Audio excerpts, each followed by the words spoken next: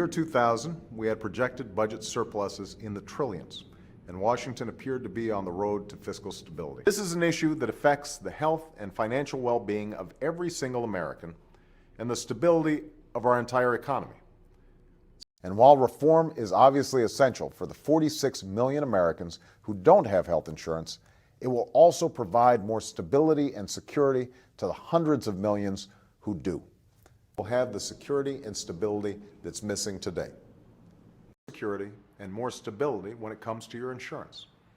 If you move, lose your job, or my plan will provide more security and stability to those who have health insurance, offer quality, affordable choices to those who currently don't, and bring health care costs for our families, our businesses, and our government under control.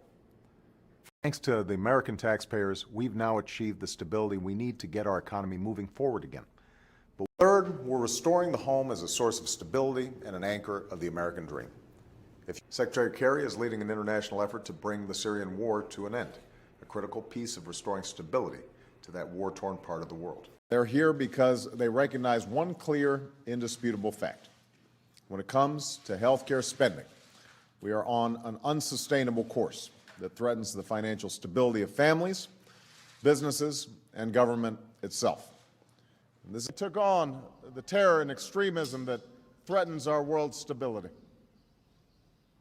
Before I begin, I want to comment briefly on the announcement by the Treasury Department with regard to the financial stability plan.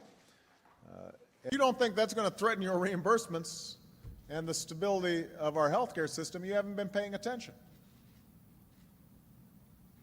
First, we're proposing a set of reforms to require regulators to look not only at the safety and soundness of individual institutions, but also, for the first time, at the stability of the financial system as a whole. Think of the issues that will define your lives: security from nuclear weapons and extremism, access to markets and opportunity, health and the environment, an international system that protects sovereignty and human rights while promoting stability and prosperity. These threatening the financial stability of families, of businesses, and of government. The reforms we seek would bring greater competition, choice, savings, and inefficiencies to our healthcare system, and greater stability and security to America's families and businesses. Because even though Congress is still working through a few key issues, we already have rough agreement on the following areas. If you have health insurance, the reform we're proposing will provide you with more security and more stability.